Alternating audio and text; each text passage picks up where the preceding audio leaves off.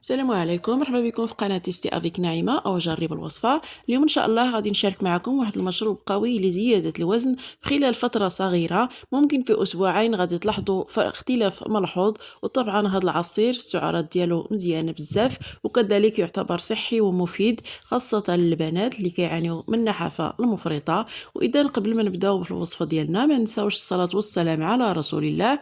اللهم صل وسلم وبارك على سيدنا محمد وعلى ال سيدنا محمد. وطبعا الا كنتوا اول مره كتزوروا القناه ديالي فضلا وليس امرا اشتركوا في القناه وفعلوا زر الجرس باش يوصلكم كل جديد. اذا نبداو بسم الله على بركه الله في المقادير وطريقه التحضير. هنا غادي نوجدوا المكونات ديالنا اللي غيكونوا بساطين بزاف ومتوفرين في جميع البيوت. هنايا غادي ناخذوا واحد 6 ديال التميرات اولا 7 على حساب عدد الاشخاص طبعا. هنا غادي ناخدو 2 معلقات ديال السمسم. انا هاد الكميه غادي نحضر بها تقريبا 2 كؤوس كبار. هنايا كاين النافع، طبعا المنافع ديالو حتى هو مزيانين، والحليب طبعا الا بغيتو ديروا نصف لتر كامل اولا غير كاس واحد، يعني على حسب كميه الاشخاص، وكذلك على حسب يكون العصير ديالكم سائل شويه ولا ثقيل. وطبعا هنايا 2 موزات.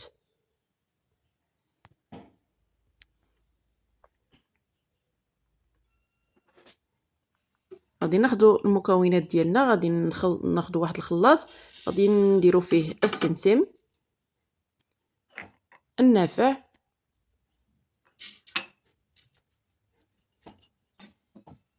طبعا غادي نقشرو 2 بنانات او الموز، غادي نقشروهم ونلوحوهم في الكاس حتى هما.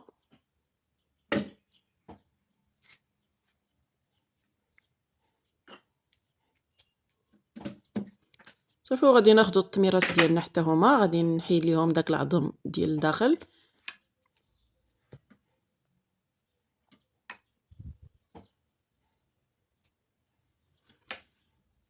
وطبعا اللي بغى يضيف ليه السكر او العسل على حساب الاختيار. انا هنايا خليته طبيعي، يعني ما ضفت ليه لا سكر لا عسل. صافي، غادي نضيف ليه واحد الكاس ديال الحليب. طبعا الا بغيتو غادي ديروا ليه نص لتر كامل، انا هنايا حضرت غير 2 كيسان.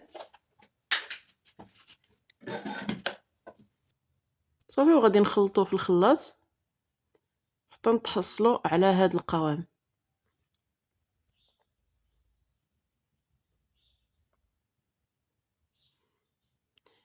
يعني هذا العصير راه الفوائد ديالو مزيانه بزاف ومفيد ايضا.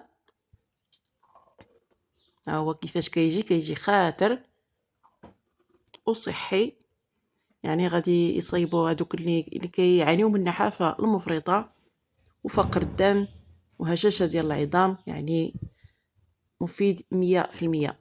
وطبعا الى عجبتكم الوصفه ديال اليوم ما تنساوش تخليو لي الراي ديالكم في لي كومونتير، كتشجيع لينا باش نستمروا في تقديم وصفات اكثر. بالصحه والراحه وبسلامه عليكم، الى فيديو اخر ان شاء الله.